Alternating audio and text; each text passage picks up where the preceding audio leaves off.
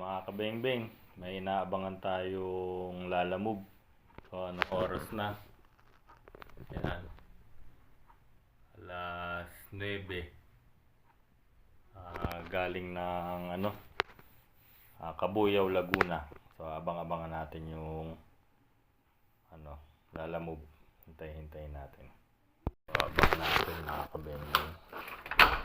Talak na kasi kami.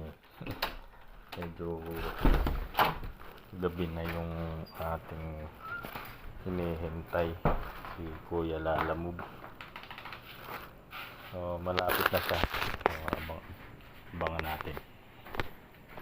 Abangan natin dito sa labas. Mirado dito yung manggagaling. So, ayan, may natanaw na akong liwanag. So, ayun. Boss! Yan, yun na si Kuya Lalamove. Boss, layo yung pinanggalingan mo. Oo, Cabuyao? Oo, Cabuyao. Galing pa ako Los Baños. Oh? Los Baños ba ako? Taga Los Baños. Bumaba lang ako kasi walang gaanong booking sa amin. Ayan. Si Sir. Sir, nandito na yung Ulit din po kayo? item. Ulit. Thank you, Paps. Ay, thank you. Ito na yung unit niya. Sige. Ito na. Okay. Tayo na sa loob. So, ayan. Ano oras na mga kabengbeng? 9:16. So, ayan. Dumating na yung unit ni Sir. Galing ng Cabuyao. So, buksan natin. Buksan muna natin kung ang kanyang unit. So, medyo ang daming tape. Ang unit ni Sir. Buksan ko muna. So, ayan yung unit ni Sir, no? Yung 92. So, ito kasi naputol yung niya, outer barrel yan.